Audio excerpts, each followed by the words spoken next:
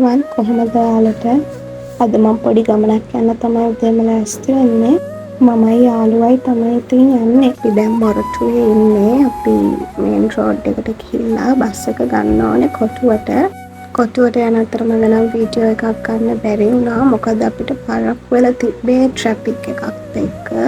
අපි ට්‍රේන් එක අල්ලගත්තේ දුවලා ගිහිල්ලා නැත්නම් අපිට ට්‍රේන් එක අල්ල ගන්නත් බැරි වෙනවා. ඒ තරම් අපි පරක්කුයි. කොහොම හරි ඉතින් දුවලා ඇවිල්ලා ට්‍රේන් එක අල්ලගත්තා. මම ඔයාලට කිව්වේ නෑනේ අපි කොහෙද යන්නේ කියලා. අපි යන්නේ මාරවිල කුරුසපල්ලියට.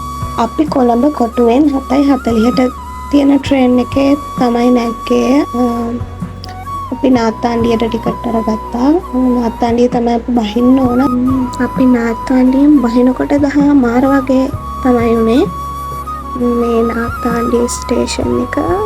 නාත්තාන්ඩිය ස්ටේෂන් එකේ බැහැලා අපි නම් කුරුසපල්ලිය ළඟට යන්න පික්මී එකක් දාගත්තා. බස් එක යන්නත් පුළුවන්. බස් එක යන්න නම් ස්ටේෂන් එකෙන් බැහැලා ටිකක් දුර පයින් යන්න ඕනේ බස් එක ගන්න. මේ තමයි මාරවිල කුරුසපල්ලිය. මම පළවෙනි වතාවට තමයි චර්ච් එකකට ආවේ.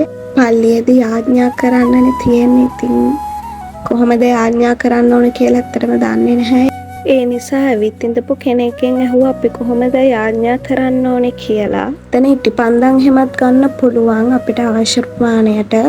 අපි ඉටිපන්දනත් පත්තු කරලා ටිකක් එතනින් ගියා. ඊට පස්සේ බීච් එක පැත්තට ගියා. එතන මරියතුමියගේ ප්‍රතිමාවක් තියෙනවා.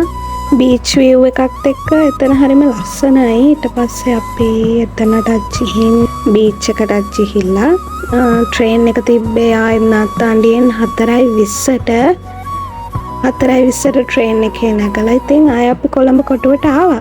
ඇත්තට මේක මාර එක්ස්පීරියන්ස් එකක්. එහෙනම් අදට ගිහින් එන්නම් බයි.